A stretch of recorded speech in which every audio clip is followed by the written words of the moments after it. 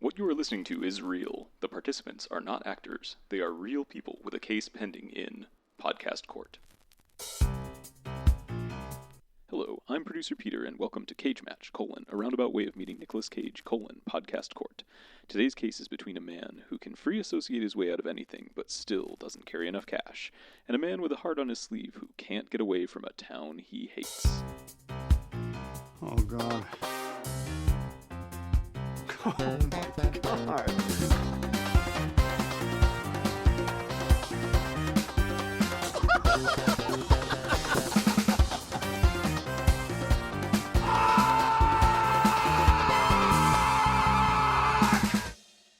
Peter, how are you gonna sync this all up?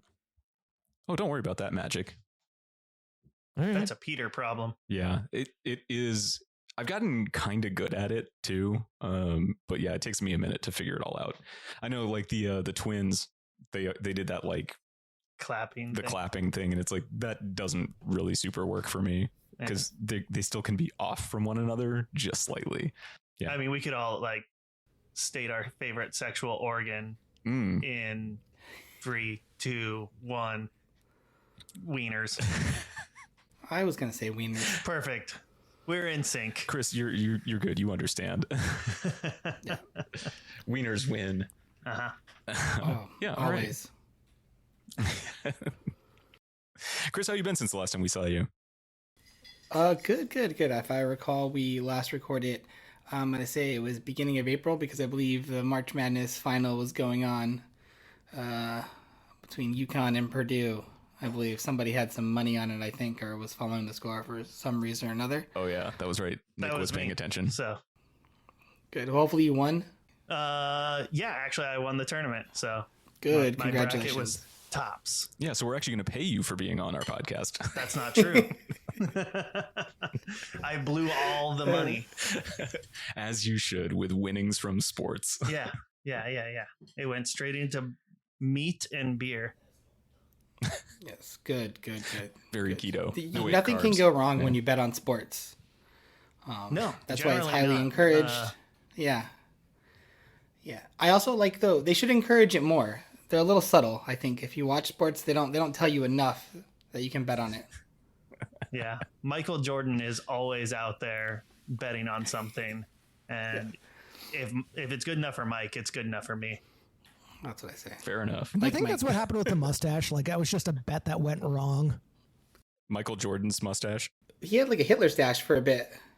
No, I remember. He had the weird, creepy, like, yeah, he did the Hitler stash. He had a pencil mustache for a while. Like, oof. Pencil mustache, fine. You know, yeah. John Waters has one, so yeah, you're a creep. But I mean, if you know that that's your vibe, then it's okay. and he did Hanes commercials with that stash. Yes, that's exactly what I was gonna say. He had it in Hanes commercials. So Was it the bacon neck shirts or was it the like underwear? Which Hanes commercials? What's a bacon neck? Oh, bacon neck was when. No, I think it was a bacon neck. I think he was on a plane. So when your shirt gets worn out and the elastic, it gets all ripply and it looks like bacon. Gotcha. Yeah, I Bacon do neck remember shirts. that. I forgot that that's what that was called. Yeah. Yeah. But only in those commercials. Welcome to our new podcast, Canceled Mustaches. Yeah. Welcome back.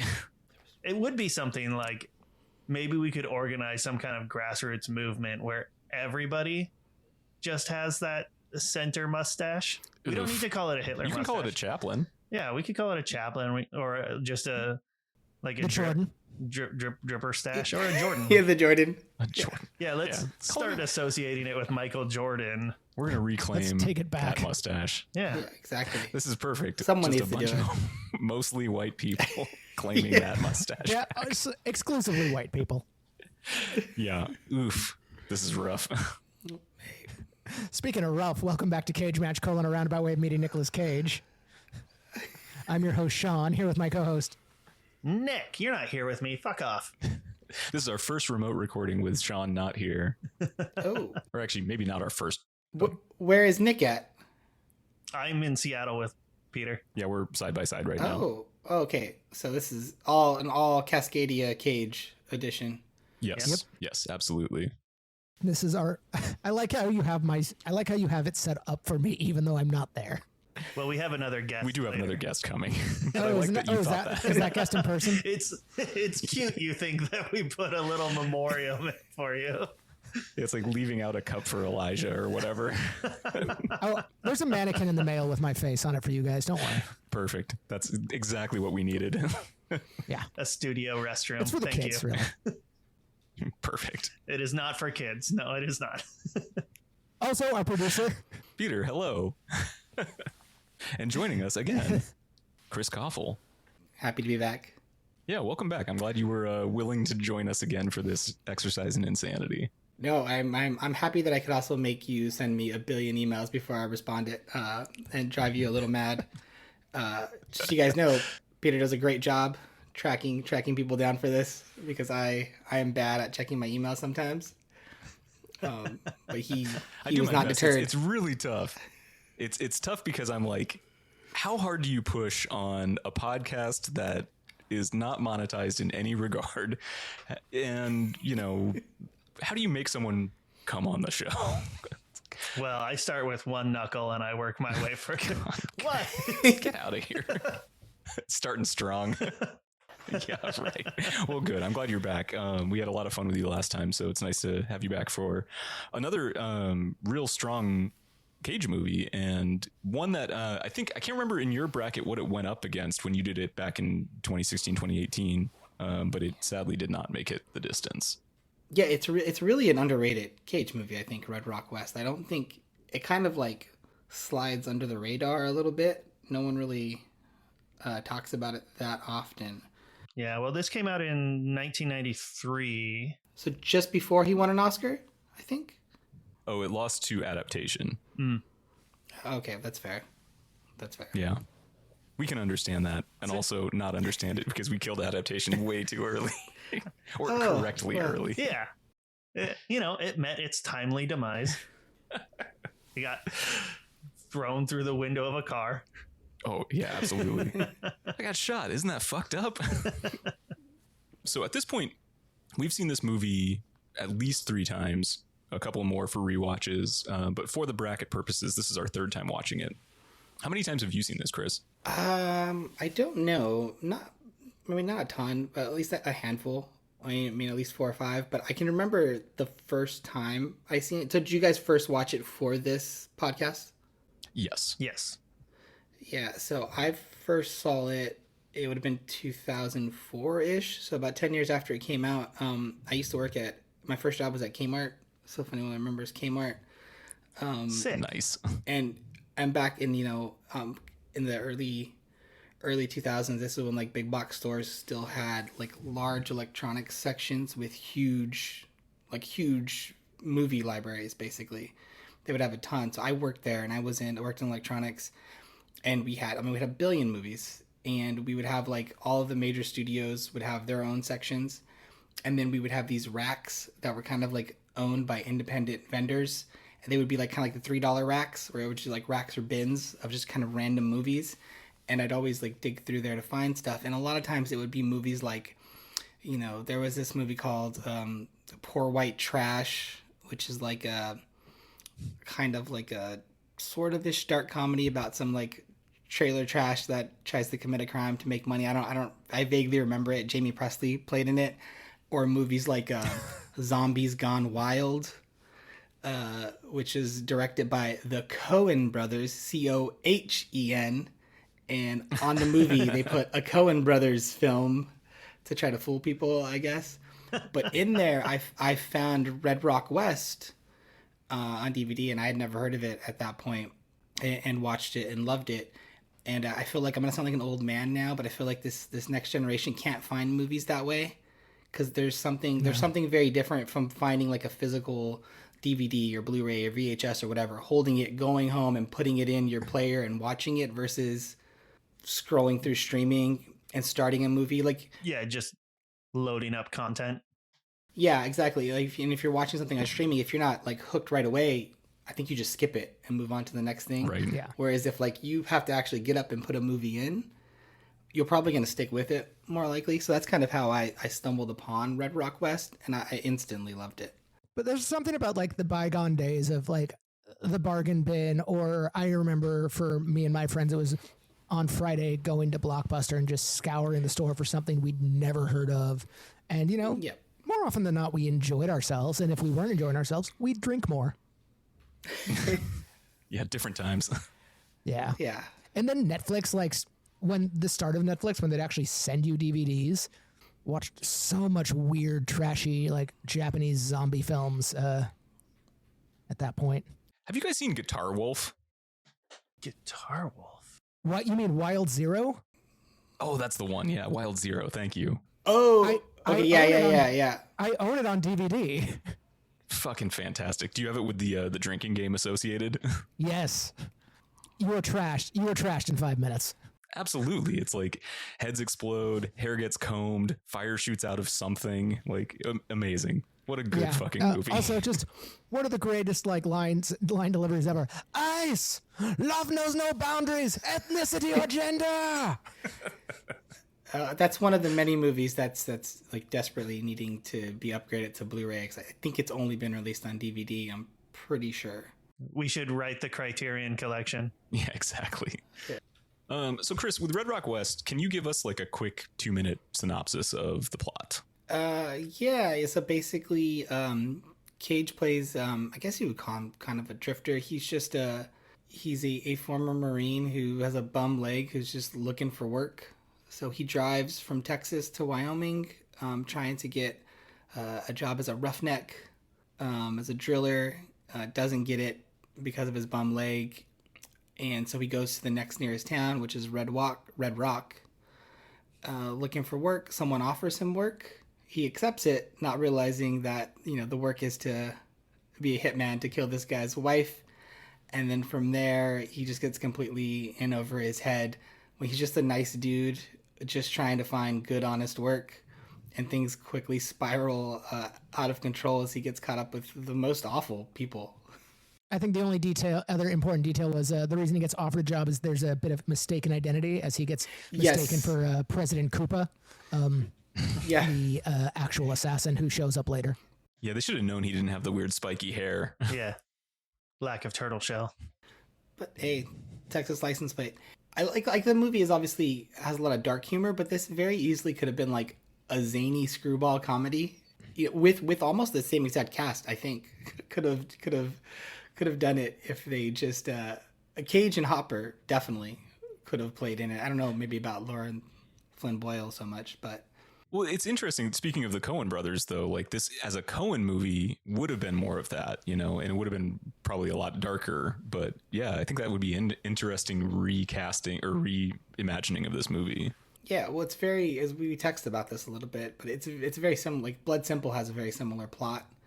Another plot that it's very similar to, if people haven't seen it, that I realized so I was watching it today, is Beavis and Butthead Do America is almost the same plot. Oh, hell yeah. Where Beavis and Butthead, you get it because at the point when Cage goes to he goes and tells, so basically, right, so Cage is this drifter Marine, mistaken identity.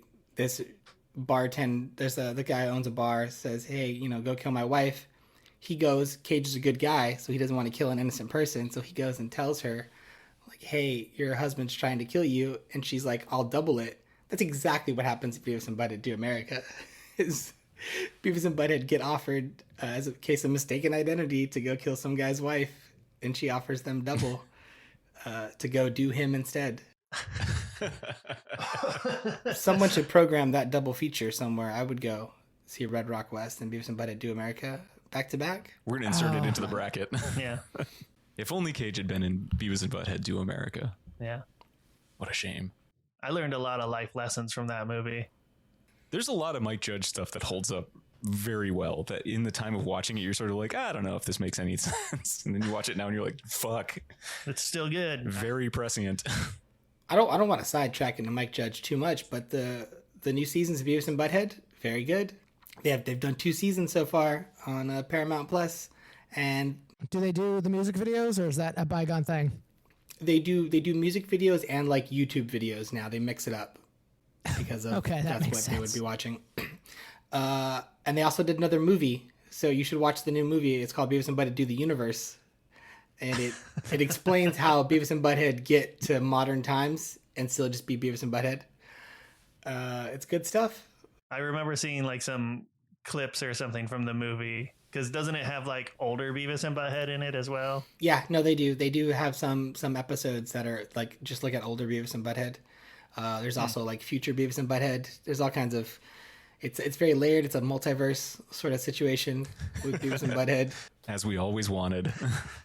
Well, one of the things you mentioned, Chris, that I thought was interesting about Red Rock West is like everybody in this movie is kind of a piece of shit, except for Nick Cage's character. And as much as I hate to admit it, the cops are kind of not bad guys either. Like they are a dick to him at first. The two deputies, right? Yeah. They're a dick to him at first because they think that he committed a murder or attempted murder.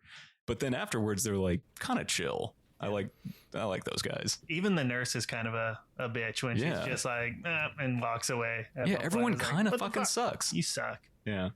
Yeah, the doctor yells at him, and it's like he brought this guy to the hospital. Like, yeah, that everyone doctor's is so so angry with so him. fuck him. He did look like a nerd. Yeah, I want a doctor looks cool. Exactly. With slick back hair. Slick back hair, backwards hat. Yeah. Ooh, yeah. I want John Stamos or George Clooney or That's it. that's pretty much it. I want a tiny Asian woman doctor because they have small hands. Okay. Why? Unpack this. I'm getting to an age where things need to get checked. Oh, you're talking about butt stuff. Yes. Yeah, I want understand a now. doctor with arthritis. To get that angle. I want every like knuckle to just be a little too large. Slightly different angles. Yeah. Yeah. Nice. Gross. Boy. It's like you know how they would measure speed for knots back in the day? Like how the term, how Yeah. many nautical knots you're moving is like they'd throw a rope out and there'd be knots and you'd count the knots. That's how I'm going to know how my prostate exam is going by how many knots I feel. 12. That's a great scene in Red Rock West. Yeah, exactly. Okay, so on that note, what is your favorite scene from this movie? I mean, I love the ending. I think the ending is great. So, as we talk, everyone in this movie is awful except for Cage and the two cops, surprisingly. The truck driver is not so bad. Oh, he's okay. Yeah. Oh yeah, Dwight Yoakam. Dwight Yoakam plays that truck driver. Yeah, he's a good guy too. He's actually really chill considering Cage did jump on his jump on top of his truck. Do I look scared, son? Yeah, No, that's a great little cameo. it was good. Yeah. Yeah, Dwight Yoakam's had like kind of a good film career, just in little bit roles all over the place. It's pretty cool. It seems like an odd place to lie. Like he got on a truck because, his old woman was after him when he could have just been like, somebody was trying to kill me. I needed to leave.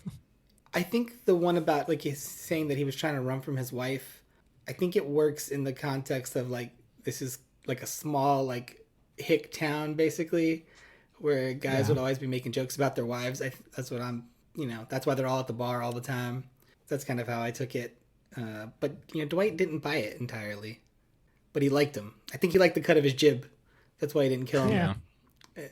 Yeah. I love the ending. So towards the end of the film, spoiler alert, it looks like Cage and Laura Flynn Boyle, who is the wife that he is mistakenly hired to kill, who ends up also being a terrible person. It looks like Cage and her are gonna get away with all the money, and they get on this train that randomly comes by this graveyard that they're at, and they're on the train, and it's very clear that she just cares about the money, doesn't care about him at all, and she tries to kill him, but her gun has no bullets, so Cage dumps all the money out of the train, the moving train, and then just shoves her out. I do wish it would have been a more aggressive shove. Like I wish it seems kind of gentle and she just kind of lands. I kind of wish she would have went bouncing when she hit. It would have been cool if he had taken like just a handful of money and threw it right in her face, and then she and stumbled back out. Yeah. That would have been cool. And then got like her coat caught on one of those mail hooks, and then she was just dangling there and can't That'd have even been touch cool. the money, like at her feet. I also would have been okay with her just getting like caught up in the tires or the train wheels, No. I guess, under the tracks would have been okay with me. But I love that he knocks her out, and then he's all beat to hell, and he sits down, and there is just one stack of bills left for him, so he's gonna be okay. Because the whole movie, I wanted him to be done with all of these people because everyone in it is horrible except for him. I think that's pretty common. I think he wants to be done with all those people too. Yeah. Do you think he went back for his car? It was a nice car. As commented on by the gas. Yeah, station. the old timer. He knew. But I was doing some gas math. All right, what's your gas math? Oh, I was doing some gas math, and like in Wyoming in '93, a gallon of gas was like 79 and change. So like when he gets $29 worth of gas later on, that's like 36 gallons. That tank is huge. Well, it's either a huge tank or you like filled up extras. You know, Oh just yeah, like some like jugs. jerry cans. Yeah, right. Yeah, maybe it had a secondary tank.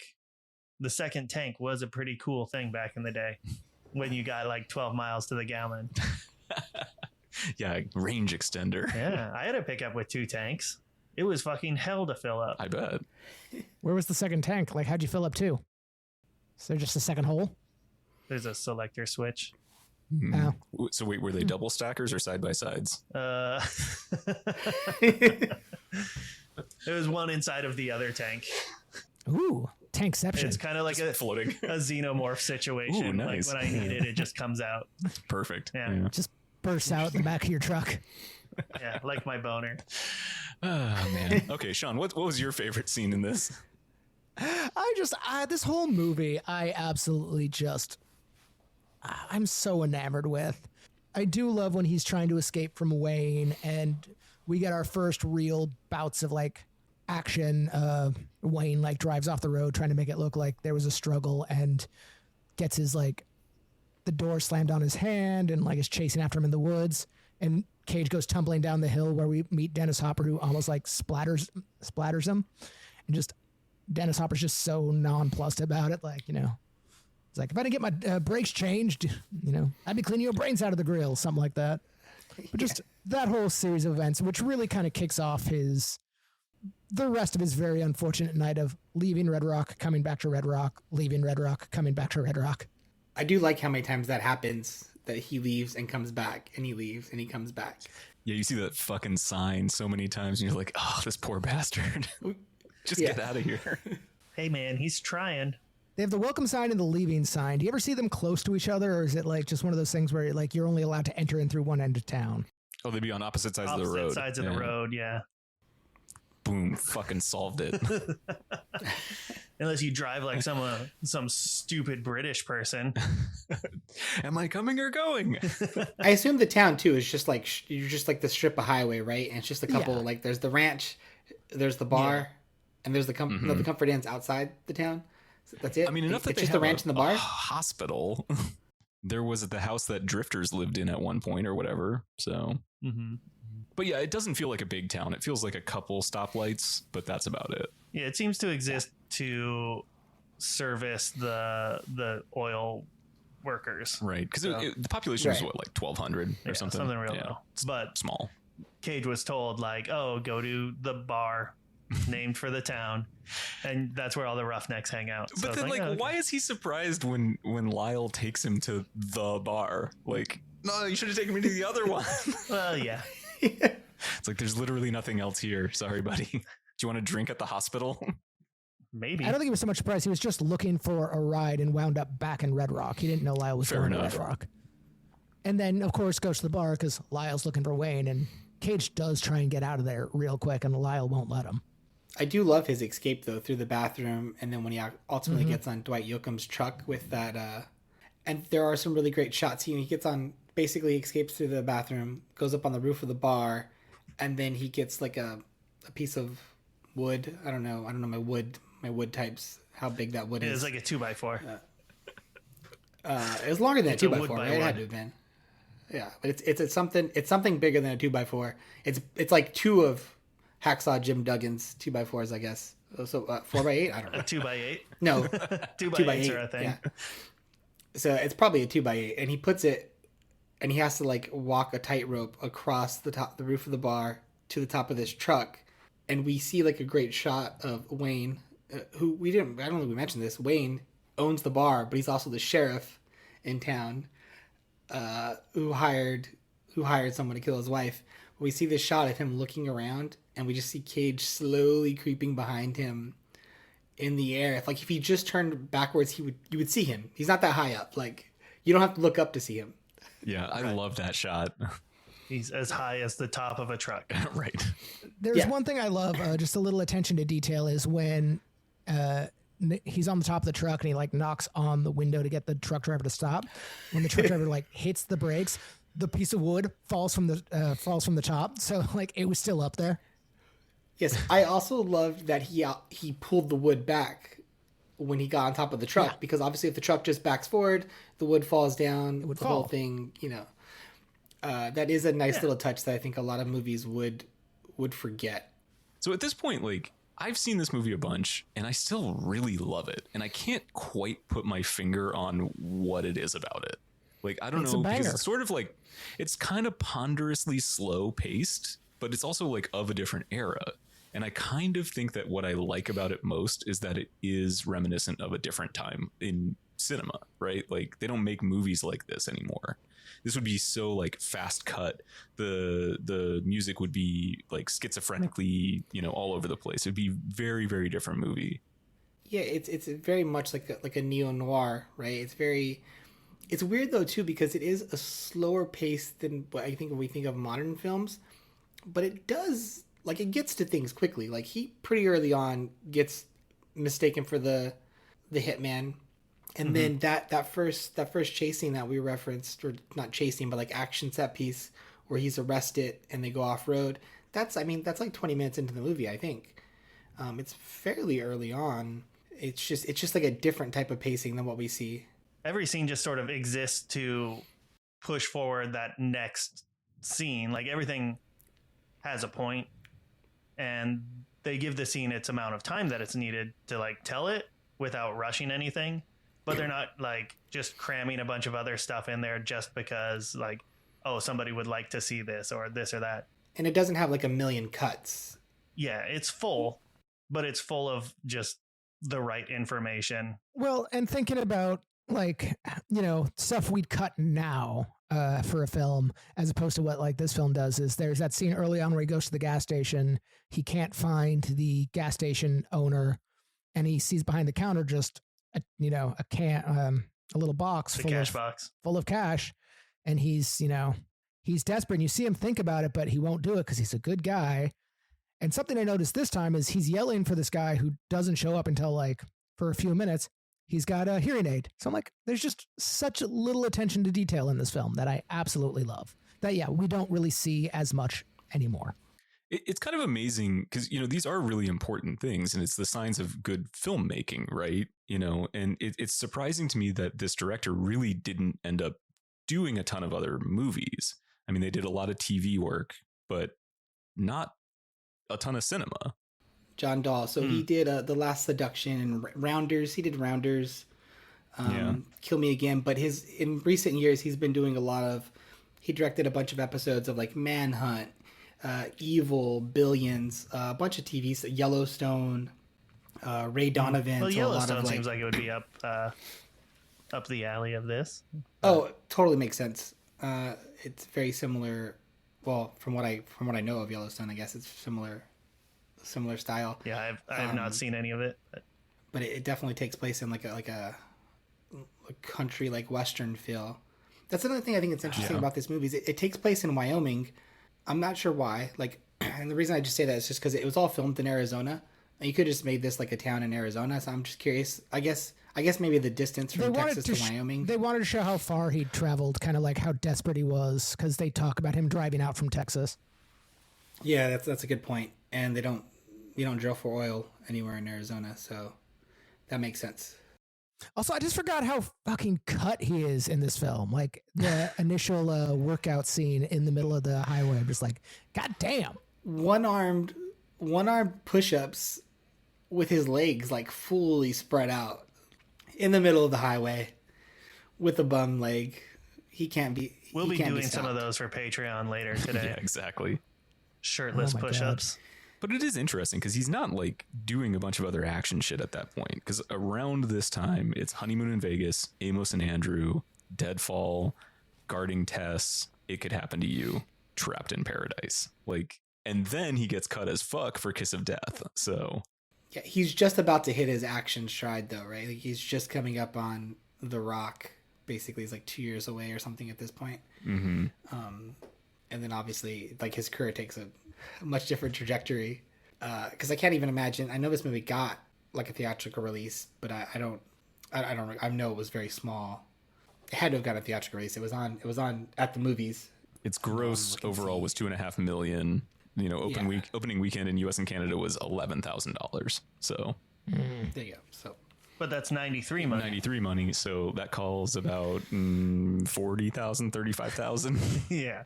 Not a great poll. Yeah, but I bet it was in like 15 theater, like something super small. Exactly amount of right. theaters. Yeah, it wasn't opened wide in 2,000 theaters. You know, it was much smaller. Yeah. I know I've talked about this, is just how in Hollywood we don't really have the same respect for the working actor. You see someone like Nick Cage who just does so much work, and it's kind of scattershot. Some of it's bad, and people are like, he's a bad actor because he takes bad roles. Like, no, he just fucking works. Like, again, Michael Caine has been in a lot of shit, but because he's got a fucking posh accent, we think he's fucking like, ooh, Michael Caine. I mean, I do feel that about Michael Caine. And Michael Caine's been very open. He's been very open to the fact that he's a working actor and he takes roles because he's working. Christopher Walken's the same way. Like, we don't see him as much now as he's older, but he's talked about like a dude from New York who just needs to work. Like, I'm a working man, so I just take roles to work. There's a bunch of other actors like that. But it's weird. Like, Cage definitely takes more heat for it than other actors. I think it's because of like so many clips get like, this is a movie where he's pretty subtle for the most part, but you could take like 2 or 3 scenes, cut him out where he has little moments, and then put those on loop, and people be like, it's normal Cage going over the top. Well, and that's the thing. Like, people talk about how crazy Nick Cage is and how like out there his performances are, but we've watched a lot of them, and he has a good freak out, and there's usually one good freak out per movie, but like, it's not like a constant 10. Right. So this movie's going up against National Treasure 1. A kind of thesis as to why you think that this movie deserves to continue on in the bracket, particularly over National Treasure, but you don't have to necessarily throw shade if you don't want to. I do like his last line as "Adios, Red Rock," which I think is nice as he's riding off on the train. It ends like a Western. It's a very Western ending. He's kind of riding into the sunset. The only a specific thing I wanted to point out that we didn't discuss that I just think is very interesting is Cage has excellent handwriting. He writes a note to the sheriff, and it is like his penmanship is superb. It is so clear. You never see that in movies. Did you see how he wrote his J when he was writing "This is not a joke"? He starts with the bottom loop and goes up and then dots. Yes. What the fuck? It's very interesting. I don't Very like it. interesting. Could be a serial killer. He probably is a that's serial just killer. saving time. Like, if the dot's at the top, why not start at the bottom? That's a good Who point. dots J's? I barely cross T's at this point. Who cares? All the information you need is in the hook of the J. I mean, it's not an L. It's going the wrong direction. But yeah, I guess I get overall in this movie, I won't throw any shade at National Treasure. I do enjoy National Treasure, but National Treasure to me is like a mid. Cage is kind of, it's like very nerdy Indiana Jones. I think Red Rock West for me this is like top tier Cage for me. I think it's very high. Raising Arizona is my favorite, as we've discussed on here. And I do love Adaptation, but I think those might have been my top 2, maybe when I did my thing. But Red Rock West is somewhere, I don't know if it gets into the top 5. I also really love Bringing Out the Dead, which we won't get into again because you guys mistreat it. Bringing Out the Dead. I love Bringing Out the I Dead. love that movie. I think Red Rock West is just a great like cat and mouse thriller that I would say is deliberately paced. We're not getting hard crazy cuts. It's very has a lot of elements of westerns and film noirs. There is very harsh lighting. Obviously, it's not a black and white movie, so instead, with like the neo noirs, there's some good neon lights in the bar. There's a really good shot when he's on top of the bar, he's looking down over, and he's against the Red Rock bar sign.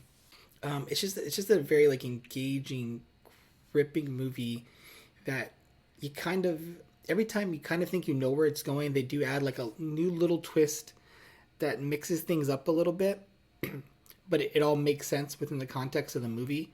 It's also very much it's a very small world where everyone crosses paths. It relates to something else that's happened in the story, and there's a ton of little details like we've mentioned that really stand out the more you rewatch this movie, and it's just a very like restrained Cage performance, and it's balanced really well with. It's nice that he doesn't go like full freak out because Hopper is like at 11 the entire movie, and their scenes together are like a really nice balance. I can't imagine anyone watching this movie and not loving it. I still maintain from this whole experiment, this movie is the one that like I'd never heard of, but it was kind of the biggest like underdog surprise. I'm just like, oh, this thing nobody knows about is great. Why don't more people know about this? Yeah, because not enough people worked at Kmart in 2004. That's why. Exactly. If you worked at Kmart in 2004, you would have found this movie. It was $3, so I bought multiple copies and gave it to friends. I'm like, you guys should watch this movie. It's great. People can't do that nowadays. Will never happen again. This movie and Joe are the two that I was like, whoa, these are good movies that nobody knows about or talks about. Joe is a lot harder to watch consistently. Sure. Yeah. I like the art of this, and I think when you kind of implied like this was a different time of Cage, this is very much a cinematic Nicolas Cage. I really enjoy that take on it. Not your freak out Cage, Right. but I think this is still before like the character of Nick Cage. Mm-hmm. Right. It should be remembered more fondly, and should this should go in the Criterion Collection. it should be It really remembered. should. But it did just get a great Blu-ray release from, I forget, not Vinegar Syndrome, but one of the companies Vinegar Syndrome works with. I can't remember what it's called, but they did like a really like nice like deluxe edition Blu-ray. Nice. My copy of this really pisses me off because it's one of those double-sided. Like one side is Wide. widescreen and the other is like formatted. Yeah. And they never That's write this side up for widescreen. Yeah. So you have to do it twice because you're always going to do it wrong the first time. I should just take a Sharpie and write over the. You should, yeah. This side sucks shit. Yeah. Hey, write your opinions on this podcast on a bathroom wall. I'm sure I'll see it. Yeah, take a picture of a bathroom wall somewhere in Seattle or Portland and tell us what you think about our podcast. Write it right under the. You know what? Write it right under the big dick. Yeah, big dick. If you're ever in Dante's, Yeah. write your review underneath the big dick in the men's room. Well, it was really nice talking to you again, Chris. Thank you very much. Yes, thanks for having. It was good to be back. I was happy to talk this movie. It's a great one, and I hope more people do watch it. And so you guys are doing the good, putting up the good fight to get the word about Red Rock West out to the masses. Yeah. Well, I'm going to look for that new Blu-ray of it. And if I can find it, my totally serviceable but not ideal copy of it is going to go to somebody else. Mm-hmm. Chris, do you have anything you wanted to pitch? No. People can follow me on Letterboxd if they want. Chris_Koffel. You can do that. And then, if not, I'll be playing Rocket League as always. That's right. Right on, man. Well, thank you for coming back on. Maybe I'll see you around in Portland sometime.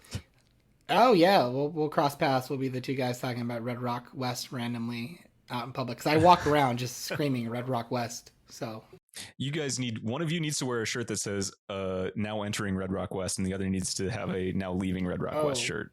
So every time we'll say it on both sides. Like we'll have Correct. Yeah. entering And then you have leaving, to stand opposite. Yeah. and then Yeah. we walk by You get each it. other. Yeah, Yeah. perfect. I like it. And very few people will understand that joke. It's fine. That's most of my jokes. Of all the horrible things Zack Snyder has done, I will say his just make Dr. Manhattan like the villain rather than inventing like alien space squids makes more sense. All I know about Dr. Manhattan, he's got a big ol' hog. And every time I think about that big blue hog, I think about heavy metal. And when the guy looking down, me like, look at my dork. Which that movie is still not accessible on streaming. That's incredible. Like you can watch Heavy Metal 2000, but they don't have just normal heavy metal available for like free streaming. Right, streaming stuff is so confusing. Yeah. The last time I watched Heavy Metal was on Netflix, so it has been occasionally. Just not often. Not when I want to see it. Which is always. Oh, Well, yeah. On that subject, Red Rock West, I don't think is really on streaming. And No. at like 11 p.m. last night, I was like, you know what? Fuck it. Baby's asleep. I'm going to go for it. And then I realized, no, I'm not. I really am not. I'm not getting into pirating right now. I mean, yeah, I could have tried to fire up my torrent engine from forever ago. So It is. It's anyway. really unfortunate. I'm sad that you didn't get a chance to watch that movie because it is pretty great. Yeah. But yeah, it's tough to find. I- You know. Right. The best I could do is watching highlights on YouTube. Yeah, that's And good. like there are loving highlights. Someone's like, best scene in Red Rock West or whatever. And I saw a car jumping across railroad track. Anyway, I don't, Good. Hell I yeah. don't want to spoil anything. But I was like, oh, it's one of those movies. Okay. Dennis Hopper gets hit in the face with a statue. Statue of what or whom? It was like a horsey statue, wasn't it? Yeah, I think so. Horsey Yeah. statue. Yeah, Cause- no. Wayne is a big equestrian.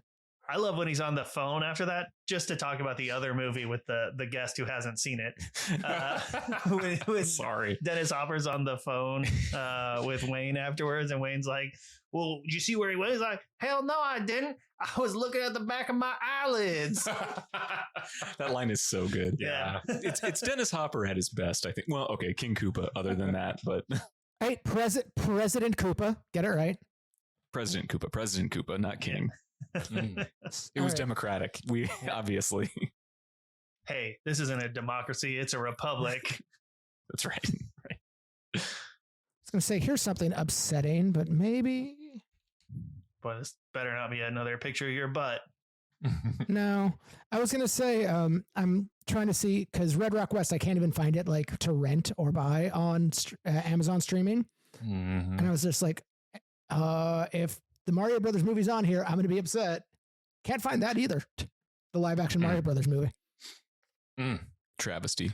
Yeah, if I had been more on the ball, I would have gone to Scarecrow Video, which is like you can find anything, and I'm sure they would have had like the Criterion edition of Red Rock West or something. But This movie, Yeah, I mean, sadly. I said this in the last segment, but this movie does need to be in the Criterion Collection. National Treasure or Red Rock West? Red Rock West. Yeah, did you watch the Criterion National Treasure? only, yeah, Yeah. of course, yeah. The true National Treasure. Yeah. Red Rock West is available on Apple TV, I believe. Oh, Okay. Yeah, you can buy it there. Yeah, but, okay. Yeah. Again, if any of these movies actually made it to the Criterion Collection, I would vie hard to be able to illustrate that cover.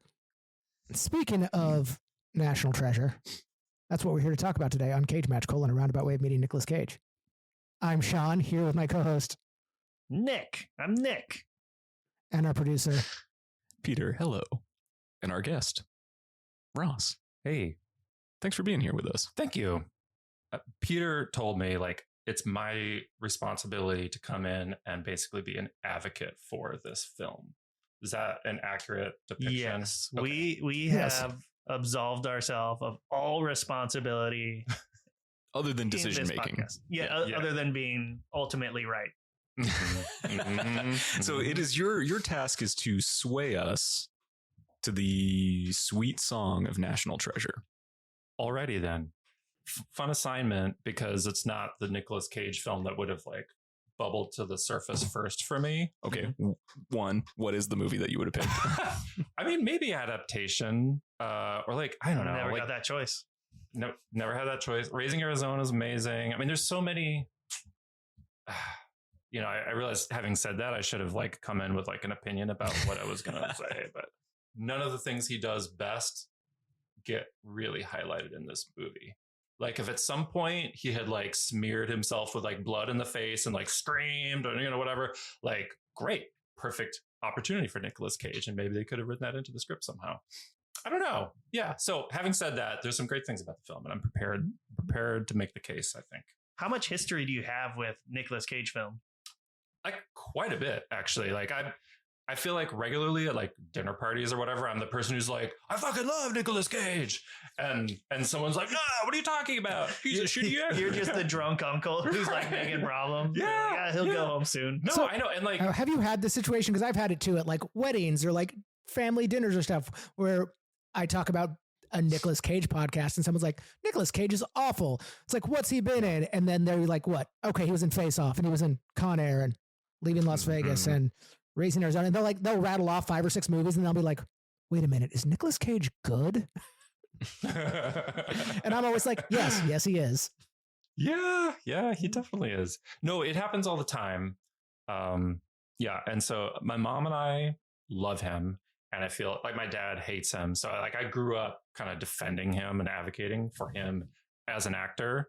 I think it's only one step further to advocate for this film, which is a great film, having rewatched it as a fully fledged adult. I'm into National Treasure, but yeah, I have a long history of loving Nicolas Cage. Someone, I forget who, gave me the book about him, which is called National Treasure, because he himself Is one. is a national treasure. Have you read the book yet? It mainly just sits there and looks great. And it's a conversation Yeah, piece. I have so- kind of glanced at it. Have you read it? Heads up, Nick and Sean, I bought us all copies of that book. Aw. Beautiful. Yeah. So you will be getting those soon when they get to third place books. I can't wait to find out which of us can't read. Surprise, it's me. The only other thing I'll say, just by way of like credibility, is one of my favorite artists does a lot of like pop culture art. His name's Brandon Bird, but he has these like ridiculous magnets that they're like big yellow, looks like caution tape, but it says "Caution, Nicolas Cage," and it has like the sketch of Nicolas Cage. And I've given it to many people as gifts. And if I was like more on the ball, the first thing I would have done with the extra time was order those and bring them for you all. So anyway, at some point, That's actually a really good way to get us to vote in your favor. Yeah, we are not above bribery. All right, It is great. absolutely cool, but you did not show up with any, so that might be 1 point for Red Rock West. Okay. Oh my God. I just looked up Brandon Bird and like his Nick Cage sticker sheets are amazing. I'm so glad that you're enjoying looking at his site. He has some amazing stuff, and he's obsessed with like a lot of the stuff I am, like Star Trek, Nicolas Cage, Law and Order, Sears, like the department store Sears. He's like super obsessed with that. He has this whole trading card collection called Sears Legends, and he's gone and like painted different Sears department stores around the country. It's amazing. He's so cool. I met him at Emerald City Comic Con in like, I don't know, 2012 or something. And I was like, I'm your biggest fan. I love that his website logo is Vin Diesel going. That's gold. Yeah. Oh man. Okay. Anyway. Good tip. Thanks, yeah, Ross. Yeah, absolutely. Yeah. So at this point, why don't you give us the 2-minute summary of National Treasure? Okay. So just like plot summary. Mhm. All right. No emotional. Well, I mean, Describe it in color. Yeah, scene by scene, color by terms of, color. like yeah. the feelings that I see when I see the film. No, okay. So Nicolas Cage, Benjamin Franklin Gates. Okay, so they kind of hit you over the head with that right away. Like, oh, this guy is like real fanboy of the founding father types.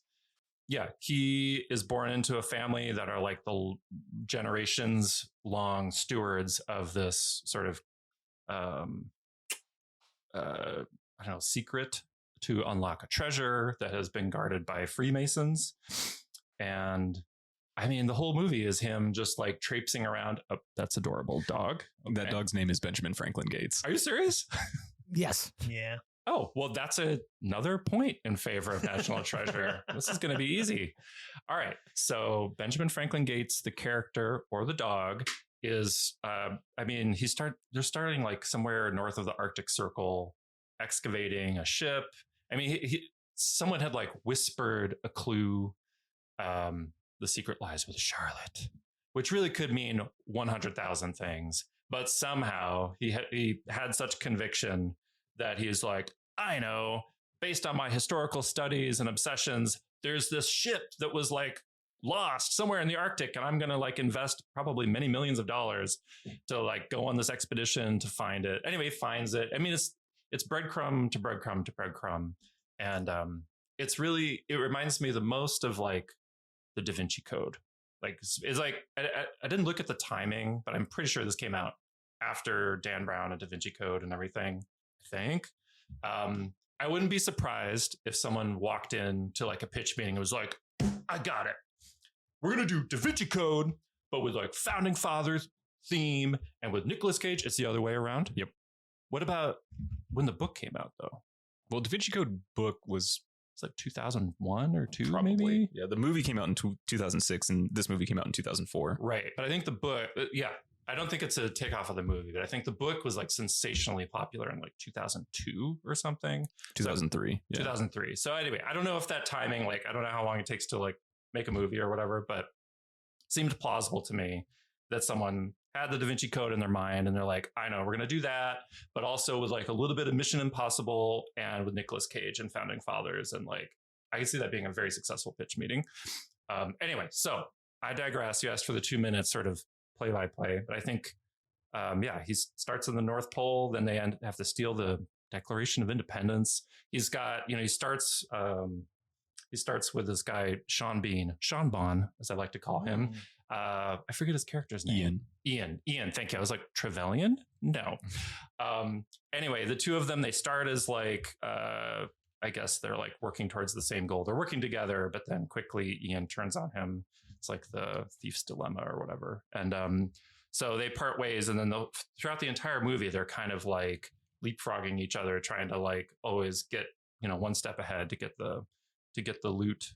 Or to get the clue. So anyway, that leads them to the steal the Declaration of Independence, leads them to break into Independence Hall, where the Liberty Bell was once housed. And he's like, very Indiana Jones also, where it's like, oh, at this time of day, this like beam of light will come in.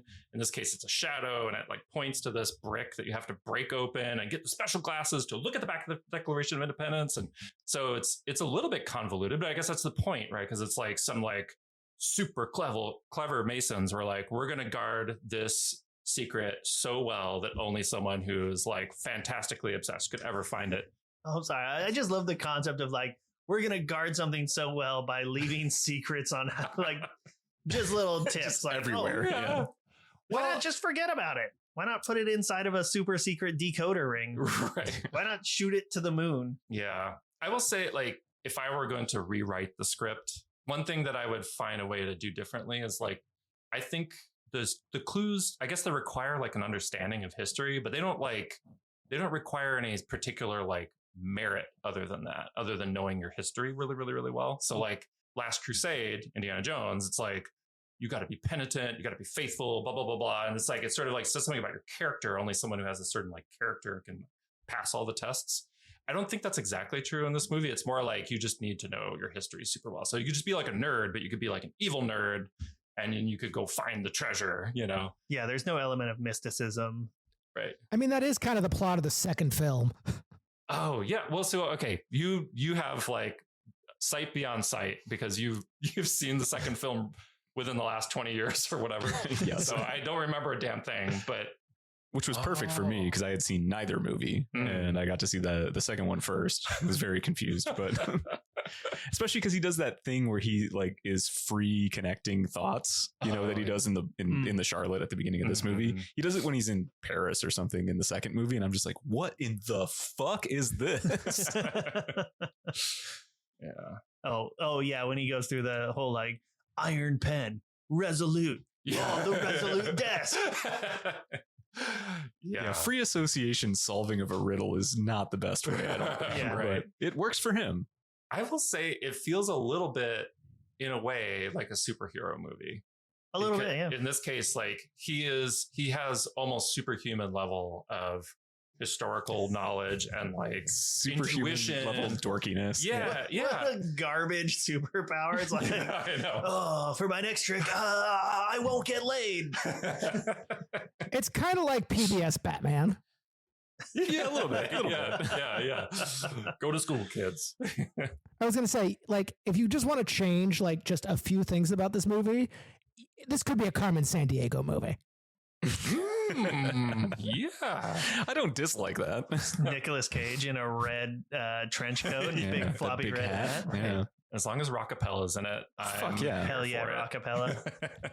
No, my only gripe with this, and it's pretty well known at this point that I like a tight 90 movie. That Rockapella isn't in it. Yeah, that too. I mean, it Yeah. really should have had that. Mhm. So 90-minute movie, I think, is kind of the sweet spot for me at this point. We are both people who have children. It's like Mhm. 90 minutes is you're in the pocket. Right. This one is a long 2 hours and a little bit extra. And Mhm. I just think that drop one of the heisty elements of it. Mhm. One of the things, whether it's the magic 3D specs or Mhm. something else along the pathway, you trim 20 minutes out of this thing and it's fucking nice. Yeah. It's just, it Yeah. feels a little long to me every time I Mhm. watch it. I think getting rid of the do-good letters Totally would agree. solve a lot of these problems. Well, especially because it was we had them, but we gave them away. Yeah. Pointless. Fuck you. And they never really explained why they had them in the first place. You kind of have to just come to that conclusion later. But I mean, we've talked about this. I think all Brockheimer films are too overly long. Mhm. Totally. They are. Mhm. There's actually another element that didn't do that much for me, and that was Harvey Keitel and the FBI in general. Mm. I get it because it's you go from having one opponent, he's up against Ian and they're racing, against one another, and then it's oh my god, there's a third character now that's vying and adding pressure from another angle, but it didn't actually really enhance things for So me that much. here's kind of what I think, because I like Keitel. I think Of his course. character is nice. I think that he's a fun, interesting aspect, but it is lost. And I think if you cut some of the other shit and make him more of a character that has value, then there's something to it. But you're right. You could probably just cut him out entirely. Yeah, it seems like a weak moment at the end when you're oh, he's a Mason. It's well, you could have played up the masonry earlier on. Way With earlier. him He was being wearing that ring. Yeah. Hello. But yeah, I mean, I don't know. It feels like you could have made him more adversarial or more of a roadblock than just being a legal. Right. Oh, Issue. fuck. Someone's got to go to jail. Yeah. Mhm. Peter, the producer, boss Peter, asked me to do a 2-minute synopsis. In about 8 minutes, I wandered off the path. I got us about 30% through the. Anyway, I don't know if you need to know all the plays, all the blow by blows, but ultimately, what they find the treasure. It's in some tomb in Trinity Church in New York, and they convince Ian, who's has them at gunpoint at this point because he's been hot on their heels, and they convince him that the next clue is in Boston. And so that was a good twist, I think, because you feel oh, they hit a dead end, and they're oh no, they're fucked, and then Ian leaves them there to die or whatever. In fact, they're oh, no, there's actually more down here, and then they Right. find the treasure. And you have Riley Poole being the audience surrogate, being we're fucked, we're dead down here. It's yeah, exactly. not so, Riley, with your Right. big fucking jeans. Right. I guess it just ends with them being happy ending. They have all the money. They gave it all to charity. They're good guys, but also they get 10% of whatever, $100 billion. 1%. They took Yeah. 1%. Yeah. Right. 1%. Because Riley yeah. was salty about only getting half of 1%. Yes. Why did that that's right. fucking idiot buy a dumb car with his his half of a I percent? know. Because he's a fucking idiot. That seems like exactly the Riley thing to do. And it sets up the joke in the second movie. It does. Yeah. In the very second well. movie, he has no money and he has his car repoed. Oh, So- really? Or just driving that convertible around with the cardboard cutout and the boxes of his books that nobody buys. Yep. I do love the Skyrim-esque logic of the treasure room and going through this crazy trap dungeon only to have a back door. Yeah. Yeah, exactly. That's the first thing they do. They always cut out a ventilation shaft. Right. And then, hide it with more secrets. Well, and it seems like the back door, this is maybe getting a little in the weeds, but the front door, there was the super precarious catwalks and some wooden and rope elevator that's hundreds of years old. The back door was just stairs. Stairs. Yeah, and direct to the treasure. Yeah. Right. Yeah. If somebody just misread the first clue or that last clue, Right. and they're oh, okay, well, it's this one. And then they go in, oh, well, yep, there's the treasure. Look okay. at that. Yeah. Hike it up on out of that Yeah. single flight of stairs. You could bring one bit of scaffolding in there and you'd be fine. Yeah. Yeah. Hell, you could put a U-Haul ramp down from where that thing came out and you'd be fine. I think I complained about this last time in terms of just how much wasted time there is in this movie, but it still bothers me that they're trapped down there. They find a secret room, but it's empty, only to find a second secret room where the treasure's at. Like, Mhm. just cut the middle bit of everything in this movie, and you have a tight film. You don't have to have him jump off the fucking cruise ship, you know, like,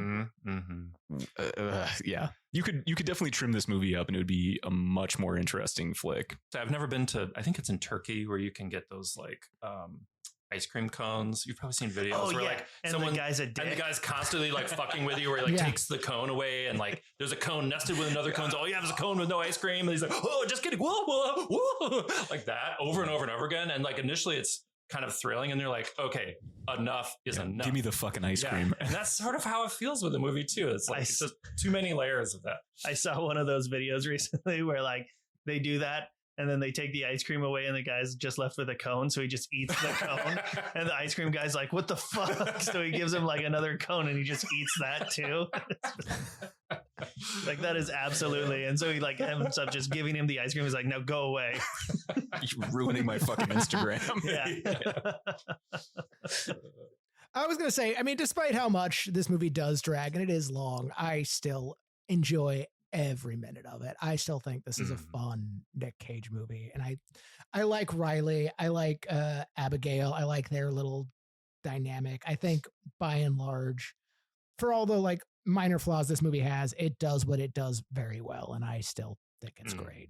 Yeah, individually, all the elements of it are set up pretty cleverly and it is engaging to watch. Sean Bean as a villain, I think, does a really good job. I don't care for Patrick Gates' character. He doesn't have a lot to do. John Voight. Mhm. He's also I just kind don't of care for John Voight at this an point. asshole, but yeah. Oh, is he an asshole? Like you mean in real life? He's an Yeah, asshole? he's just kind of a dick. Oh. He's a weird conspiracy theorist in real life. He's like a Trump fucking maybe Did he he write started the with this. It all began with National Treasure. Okay. Now, I Got do it. love a conspiracy theorist. Me too. So. I mean, you love a Sean Bean, though. Ugh. You love any Bean. beans. Any bean flick? Yeah. Sorry, this. Did you listen to our podcast? No, I didn't. Very on brand for us. Okay, good. How have we never thought of Bean Flick? Next podcast. God damn it. Ross, you're fired. Get out of here. Oh, I've done my job. I know I'm supposed to be here as the advocate. The other thing that You can talk a little shit. Okay, the other thing I don't love about the movie, just watching it 20 years later, I feel like Gates's character, Benjamin Franklin Gates, that is like, he's a little two dimensional. And he's also very like, he's kind of like cocky. Like he's like, he knows everything. And he's very patronizing, especially to Abigail. Like I in rewatching this scene last night, and maybe because it was late or whatever, and I was just like, man, he just like keeps talking down to her. Like she just got like shot at and all this stuff. And he's like, you're too excited. Calm down. And then I'll talk to you. He's kind of treating her like a petulant child. Up. Yeah, exactly. If you'll shut up, I'll do this. And I don't know. I don't love that. If they were going to do a remake, you know, like a woke remake in 20 years or whatever with like Timothy Chalamet or something, I bet they would do it they'd handle that aspect of his character. That part has not aged well, and I always forget about it. Well, there's talks of a National Treasure 3, right? Yeah. To me, I think a National Treasure 3 concept is actually pretty good. Like if you get some of these original people back into it and you have Bean be the villain again in some sort of like, you know, cat and mouse game, that's kind of good. Like I like that idea, you know, up the tech, you know, all that kind of stuff. Because it's a lot of that like Riley Poole is a hacker, you know, like whatever, dude. Right. Also, just can we talk about how creative a sidekick Riley is? He like serves all the purposes of like a early 2000s sidekick. Yeah, he's great in this film. And I love how they just don't know how to handle him in the second film because they just like don't need a tech guy. Or like they've replaced him as a tech guy. I can't remember the second one as much. I think they just don't need it as much. Like most of it they do at the Library of Congress or something, you know. It's like, oh, we just went and got a book. Yeah. No, I do think he's a perfect like archetype of a sidekick from that era. Like he's techie, he's like clearly really smart, but also like a little bit like bumbling. And like clearly, you know, he buys that Ferrari or whatever and he's like can't get it in the right gear. Like it's just he's so the comic relief, but also I don't know, he's got like huge skill set actually. Very enormously wide. helpful. Yeah. wide range of uses. He earned that 0.5% for sure. He sure did. Yeah. No, Riley's great. I love Riley as a character. He's terrific. He's fun. He's what the movie needs most at a lot of points. Is like the surrogate for the audience, where he like stands up and just says, "Oh, this is fucking ridiculous." Yeah. You're right. It is. Yeah. Now put on your Jinkos and get in there. My favorite Riley moment is when he has the fucking handheld camcorder with the green laser on it, but it's just like duct taped on there. I'm like, that would look so fucking red flag for anybody who's suspicious. actually doing any security. Like a federal building. That guy's up to no good. Favorite scenes in this movie? Yeah. Oh boy. My favorite scenes are, I love the water bottle scenes. Like the importance of water bottles in National Treasure just kills me. Like, oh, I'm gonna pour water on this snow and reveal that I found the Charlotte like buried under 6 inches of snow. Or like, oh, we need to look at the clock on the back of this hundo. I better put a water bottle against it for a magnifying glass. It's like, oh, Jesus, fucking water magic. And they do the same in the second movie too. Like when they have to pour water on the rocks to like reveal the secret note. Oh my God, I forgot about Eagle that. or whatever it was. With Helen Yeah. Mirren, right? Yeah. So dumb. Water bottle magic. That's cool. Water Yeah, bottle no, it magic. does seem like you. And since you commented on the Charlotte, yeah, it was conveniently close to the surface. It was close to the surface, and like they managed to approach it from the angle that like the little placard is like perfectly readable too. It's Yeah. like, oh, okay. Great. Yeah, that's true. Yeah, they were lucky, and that was right after the.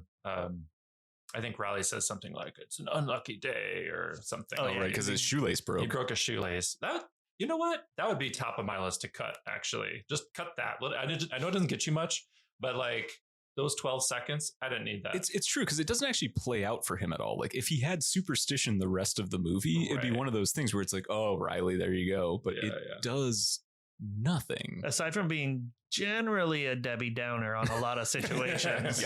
I was gonna say that was kind of my take on that. Because I mean, you're right. Cage is so optimistic the entire movie, and even Abigail gets kind of into it. But Riley has to play that sort of like, oh, what are we doing? This is a bad idea, sort of counterpoint. Which what a fucking rough role to play. That's true. How long until we get there? I'm hungry. This car smells. Yeah. I really like the on the Charlotte in the beginning when Nick Cage is like doing the iron pen whole thing, and the one guy's like prison, and Riley just like avocado. What? I can say words too. We all know how to free associate. Yeah. I learned it from the best. Yeah. I think my very favorite moment is they're held captive, and I think it's in the Trinity Church before they've gone down into the crypt or whatever. And they're talking to Ian, and John Voight is there, Patrick Gates. And at some point, Benjamin Gates he's saying something like, well, this is the clue. And then that's what it's going to lead us to, this next crypt or whatever. And then you can hear John Voight just like because he's been like such a Debbie Downer, and he's like, it's just going to lead to another clue. Like he's just in the background and he just kind of shouts it out. But it's actually probably the most realistic moment of that movie is just the way he like fits that in, that like negativity. I rewound it and watched it several times. That is actually a pretty good moment. Pretty funny. Yeah. Yeah. I was watching this on 2-speed at that point because I was like, I need to just get That's through how with you this do movie. And it just is even funnier in that way. But yeah. There's a clue. Yeah. I will say one thing I do love about this, and this happens in a weird amount of Nick Cage movies where the movie's just like, and we're done, because the way they deal with Malcolm in the end is just like, cop show up. You mean Ian? Ian, yeah. Are you thinking of Ian Malcolm from Jurassic Park? Yeah. Usually. Yeah. Always. Mm-hmm. Nature always finds a way. That's true. Still best on bad recorders. Yeah. Anything on bad recorders is pretty funny. That's true. I guess I'll just say in summary, for me, lots of good puzzles in the movie. I feel like that part was well written. And again, to bring back the comparison, like I read the Da Vinci Code, and like the characters and dialogue are trash in that book and in the movie. But the puzzling is like cool. Like Right. that's what sold it. You didn't like Tom Hanks's hair? I'll rewatch it on 2X and see what I think about the hair. It was fast. Much faster. much faster. Yeah, no, I mean, but that like was a huge part of what made that franchise successful. And I feel like similarly in this movie, like the puzzles they came up with were quite interesting, I think. Granted, I don't know much about those deep cuts of history, but like, I guess I was bought into it as it was happening. Like, oh shit, it was right there. I didn't see it all along. Like, that's how I felt watching it. And so in that essence, I guess like the puzzles and Nick Cage's like really superpower, like it did feel pretty cool. Like I was whisked away on that journey with him. As a side note, I watch, I've gone through phases of my life where I go to sleep every night with YouTube on my cell phone playing conspiracy theories. I don't know why I find it so comforting.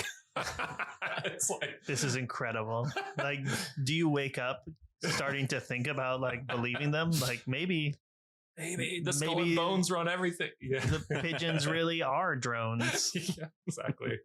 Yeah, I guess there's like some, honestly, conspiracy theories are a little bit less fun this close to an election, but there have been times like maybe when the world was like a safer place where I felt like really good about just the sort of like wonder of it all. Like, what if? There's like all these secret layers upon layers upon layers. So I think there's like a certain magic in that, and tapping into that in this film is great. I think we should probably like collectively start getting into international conspiracy theories. Like, what are the Canadians really worked up about? Like, what's going on in Turkey right now? Damn.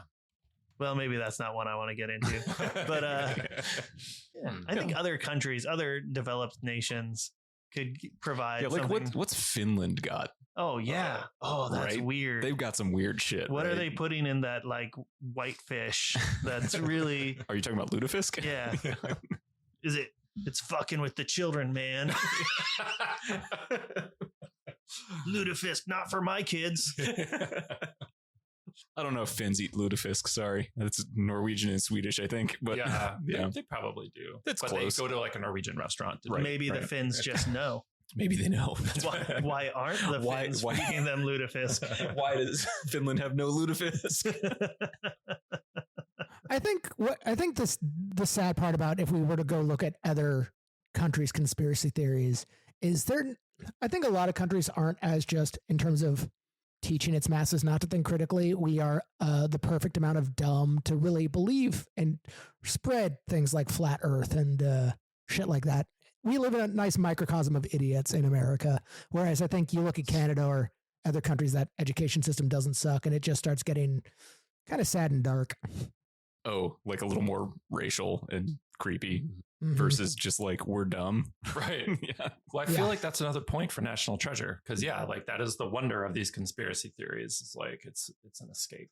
No, I do wonder, like, I think other countries maybe don't, they probably have conspiracy theories. I'm sure they do, but I wouldn't be surprised if they feature less prominently in the like national consciousness, because they probably can look to the United States as the source of a lot of messed up things in their lives. Whereas if you're in the US, then you want to be like, it's the government, man, they're hiding it. But like, if you're in Finland, you're like, fucking Americans, they are ruining it for everybody.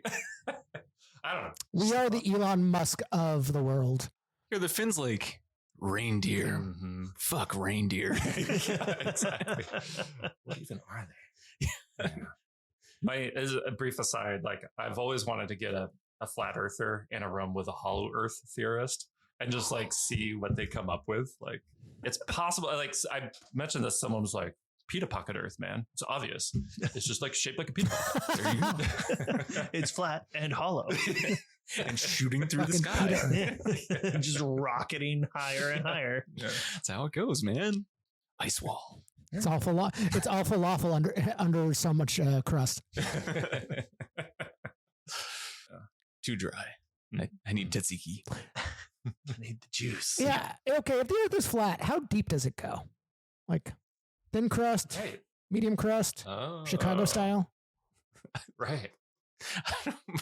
My immediate reaction to you saying that was how big that dick. Yeah. How deep does it go? Yeah. How many knuckles deep is our planet? Right. How gnarled are those knuckles? How arthritic? All right, Ross. So give us your final pitch for why you think that National Treasure should advance in our bracket and go up against whatever it would hit next, which is it would go up against Con Air. Oh, okay. All right. So I think, as I've mentioned a couple times, this is in a way a superhero movie because I think he's not a totally realistic character. Like he's an archetype of someone who has, like, I don't even know what his job is. How does he make money? His whole life, he's just been obsessed with history and whatever. And he's just there, like he's prepared for whatever, 40 years or something for this moment of like searching after this treasure. And so I feel like it's cool that in a way, the movie is glorifying superheroes that are, or like superpowers that are not 100% fantastical. Like he's not like, he can't like punch through a brick wall or whatever, but he uses his mind. So I think that's a cool thing. Like his determination, his optimism, he's done his homework. And this is like the sort of utmost extension of that. And that's a cool thing to showcase for people. And yeah, I think there's like a lot of whimsy and magic in all of the puzzles and everything in the movie.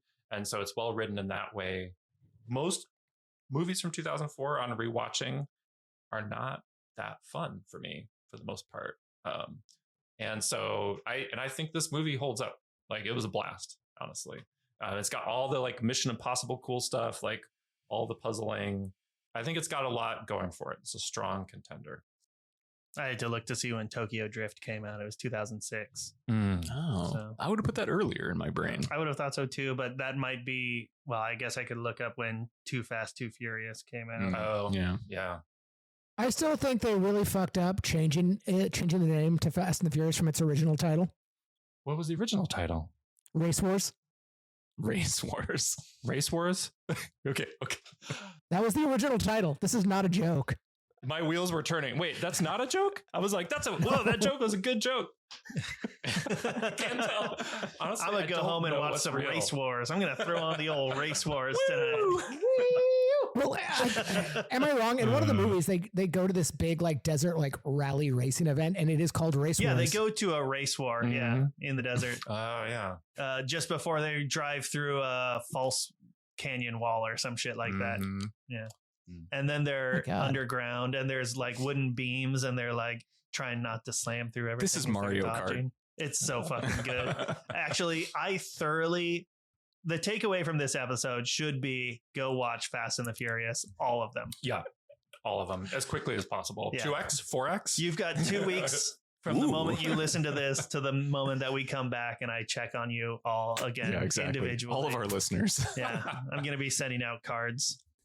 Did you watch all Fast and the Furious? Including If the so, Hobbs and Shaw. what happened in number 7, bitch? Yeah, there will be a QR code that links to the next episode, and that's the only way you get to hear from us ever again is if you've listened to all of them. Oh my gosh. Daddy's got to go to work. Yeah. Easily the best quote. And then he shatters his cast with his own muscles. And God, so good. Interestingly, another movie series that I watched to completion through COVID was the Hellraiser movies. And if you count the remake that came out on Hulu, there's 11 of those movies. That's a lot. Wow. That's a lot of puzzle boxes. That It's is a lot. hell of a lot. But the sequence, like you can, again, it's like very linear. They're like, okay, the first movie is like set in a really small setting. It's like in the attic of a house. And the next one, they go to hell. Then the other one, hell comes to Earth. That's Hellraiser 3, Hell on Earth. And then the fourth one, it's like they're literally in space and time. So how do you trump space time, right? And the fifth one is like they're in this guy's soul, basically. Like, it's I was like, going to say, my joke was going to be, it's like inner space in his body. Yeah. Okay. Yeah. And then after that, it just goes totally off the rails. But I mean, it's like you can see it like That's where it goes off the rails? Yeah. I mean, they drop precipitously in quality after Wow. 4. But every horror franchise eventually has to go to space. Jason X, there's Dracula in Yeah. space. Like they all have to go to space eventually. No one can hear you scream. Is it always Aliens in nighttime in space? space? Does Dracula have to worry about that? Oh. All right. Well, thanks for Didn't being make here, it deep. Ross. Thank you. Thanks for having me. I've Yeah, said thanks, Ross. everything I can about National Treasure. And other And then things. some. Anything you want to plug? You mean like other Nicolas Cage movies or like the Hellraiser franchise anything. or Yeah. just anything? Your open platform. I mean, okay, I've been going really deep on Clive Barker, the originator of Hellraiser. So he wrote the novella, The Hellbound Heart, that the film was based on. And then as the legend goes, I haven't really like fact checked this, like, because he had never directed anything. And someone's like, we're going to make a movie. You can direct, right? And he was like, oh, yeah. And then he went to the library and there were like 2 books on film directing. And one of them was checked out. So he got the other one. And then he's like, he's a director. Anyway, but I've been going deep on him, like really quite deep. I've read a bunch of his books. I watched obviously all 11 Hellraiser movies. I think there's a series that's going to be coming out. He's also a phenomenal visual artist. In my opinion, I really like his art. And so one of his books, he has a whole series of these like young adult fantasy horror books called Aberrat. And he painted like hundreds of full-size paintings that are in the hardcover version of the books. And so I've been kind of getting obsessed with it. And I was in Portland not long ago and I went to Powell's and I found the first book, which I had already owned, but I loaned it to someone and didn't get it back. And I was like, I'll see if I can get another copy. And I found an autographed one that was not only autographed, but he had hand drawn like a picture in it. And it was like $25. I was like clicking my heels going out of there. And then that prompted me to start searching like, well, could I just like own some of this man's work? What would that, anything's possible, right? With enough, like throw enough money at it. And I found like the Twitter account for his personal assistant. Like I found a link where you can buy his original art. Anyway, so next time you talk to me, there's a solid chance I'm going to own like some like original Clive Barker art. I've been reading his books. Anyway, it's a whole rabbit hole. I feel like I could do a podcast about it. So your plug is Clive Barker. I mean, I guess so. Yeah, cool. Sorry. Yeah, you said anything, so I don't know. I did. I mean, yeah, I can also plug. I give you open platform. I know. Yeah, I know a good conductorless chamber orchestra that I play in with Peter's wife. Anyway, yeah. So that's it. That's everything. Fuck yeah, that's awesome. That's awesome. I'm excited for you and your Clive Barker adventure. Thank you. And I'm sure there will be some Clive Barker movies playing in my house. Oh yeah, for sure. As soon as my girlfriend hears this podcast. Yep. Nice. There we go. Yeah. Nice. Cool. All right. That'll do. So here we are, reconvened. It's been so long since I've seen you guys. How was your pee? It was fucking weird. Like it was somewhat surreal, but a lot of fun for like, to wake up on Thursday, like second night in a new city and just being like, man, left all my friends behind. Like it's, it's going to be weird starting over. And then I hung out with Nick. Yeah. Yeah. Well, what'd you guys think? I think these are still 2 good movies. I mean, they better be this late into the bracket. It's a good point. I think Primal still would have been better suited. I still think it. I'm not No, dissuaded, you're not right. but I'm certainly not wrong. Oh, we're wrong about this. Yes. Speaking to the arguments made, I think Chris Koffel had some really great things to say about Red Rock West. It's a fantastic film. It's got like just a really great pacing that doesn't leave anything behind and, doesn't move too slowly at the same time. Ross's takes with National Treasure, it is the clues, the mystery, that's by far the best part about the film. And they are really well done. Somebody had a good time researching 3 things to make that movie happen. I think that's about all the history that really went into it. Let me Google Benjamin Franklin. Oh, okay. I learned that he wrote some letters, and that's cool. Yeah. Teenage boy letters as an old lady. Yeah. Cool. That's so cool. I would say based on like their arguments, Chris had nothing but glowing things to say about Red Rock West. And it, I think we all kind of decided like this needs to be remembered better. And this kind of is a lost classic. Whereas even though Ross loves National Treasure, it was much easier to kind of like poke holes in it, be like, this isn't great. This was fun. And the clues and the mystery is really what holds that movie, is the best part of that movie. The problem is it's glued together with just fine action flick in between. Yeah, I mean, I really like National Treasure. I think it is a fun movie. I think it's an enjoyable time. I want it to be much shorter, and I would have been going to the mat for it more. But it falls prey a little bit to being produced by Disney, like a grittier, different style National Treasure movie might be more fun and more interesting. But you're right, Sean. I think like loose action movie as the glue is not the best. I think I have fallen asleep every time I've watched National Treasure, and I try really hard not to, but I think I do just like at some point kind of doze off. Like this watching, I dozed off shortly after they went to find the brick, and then I came back into it at some point. It's a good movie. I'd show it to select crowds. I can't say that I would say like show it to anybody, because some people are just not going to be interested in this sort of thing. Yeah. Well, I mean, it seems pretty easy at this point, but do you guys want to just make it official, or do you want to talk any more about it? 1, 2, 3, butt stuff. Oh, well, you were supposed to say it together. How many knuckles? Yeah. 3. Are you going 4? Primal. Or they're just waiting to see how long I can keep this going. There's a finite amount. Don't let Nick keep going. Save me, Sean. I just want to see if you guys thought I'd like froze. No, we knew you didn't.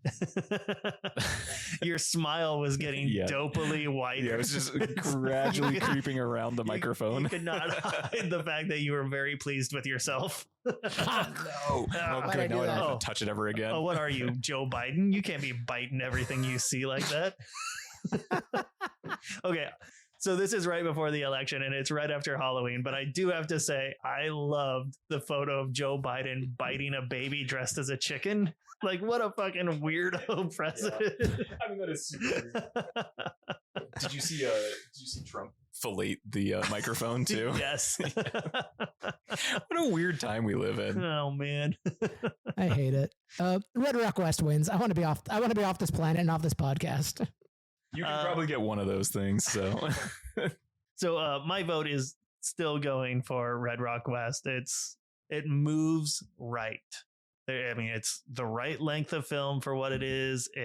Every scene serves the purpose of the film. I think it's just a terrific movie, and it absolutely, like, 2 hands above National Treasure. Yeah, I think in terms of known Cage films, like this is the one that keeps going. This is the underdog. It's gonna go up against Con Air for the final action spot. So that's pretty exciting. And National Treasure just suffers a bit from pacing, definitely in length, and could have used some more thoughtful edits. But that's not why you go to a Brockheimer film. I'm struggling to find out why I go to Brockheimer films at this point. This podcast mostly. Yeah, I don't. That's about it. Yeah, I don't think I like any Brockheimer stuff. Do we have any Brockheimer stuff left? No. Is Con Air Brockheimer? No. Then no. Okay, perfect. Yeah. Then I no longer have a need to watch Brockheimer films. Yeah. Take that, Jerry. Yeah. Fucking cry into a pile of money, why don't you? Yeah, enjoy your good life while we gripe about you. You fucking dick. Yeah. Stuff a hundo in your ears so you don't have to hear my opinions. All right, any final thoughts? Just go watch Red Rock West. It's great. Yeah. Oh, yeah. Yeah. Try and figure out a way to find it. It's on Apple TV if you want to buy or rent.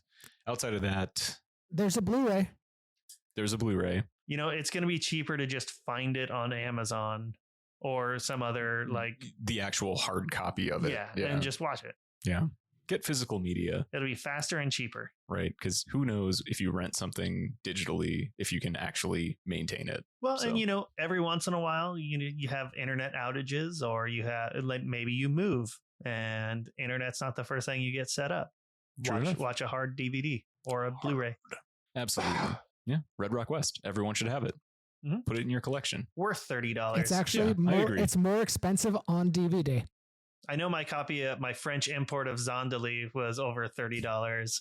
And if I had to choose, well, no, I'm not going to tell you which one I would choose if I had to choose one DVD to be in my. I love that movie so much. God, I love Judge Reinhold. Judge Reinhold, all the Zydeco music, everything. It's so fucking good. Steve Buscemi for no reason. Yeah, right. It always comes up. Much like in Con Air. Yeah, right. Yeah, for no reason, right. Garland Green. did nothing wrong. All right. Well, thank you all for listening. You can find us on. All right. Well, thanks everybody. Hey, thanks everybody for listening. Hey, thanks everybody. Aw, Let's do it. Can we do it in a round?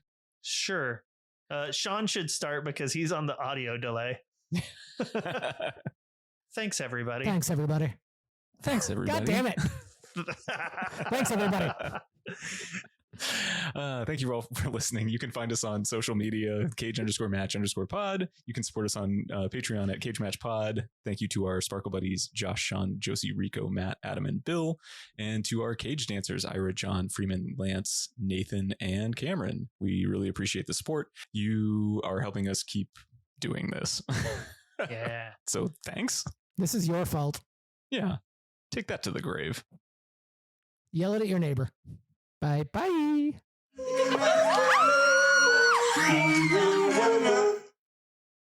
Bye bye.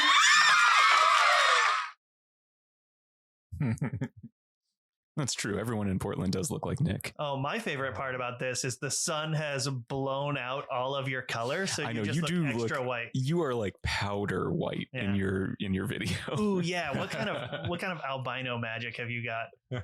Yeah, can you electrocute anything? Got Do you channel lightning? What do you got? Like powder? Yeah. Is that what that's a reference to? I love a good powder reference. Who doesn't? Don't hear them every day. Why don't you slam those locker doors a little more with your mind? That's all I remember. That's pretty much it. I remember lightning and lockers. And I remember albinism. and he has like alopecia, right? Because it's like no hair. Yeah, there's But I nothing. remember it was like Wow. early days of DVD, and at one point he like lifts his arm, and I froze the DVD and zoomed in, and I saw like little stubble of armpit hair. I'm like, bullshit! Yeah. Unbelievable. Yeah, continuity error. Yeah. Who didn't shave that guy's pits? As a COVID project, I watched all the Fast and Furious movies. I also cranked through them all Did again. you? But I genuinely like them. So when you say that this is a superhero movie, I also equate Dominic Toretto Yes. and the Fast movies as superhero films. Increasingly Just with so. cars, yeah. Yeah, especially Sure. as Ludacris is driving in space in like F9 or whatever. So yeah, Too Fast, Too Furious came out in 2003. Oh, 3. Uh-huh. Okay, paving the way for National Treasure. Yes. Another aside, the titling for the Fast and Furious movies is hilarious because they go from the Fast and Furious to Too Fast, Too Furious.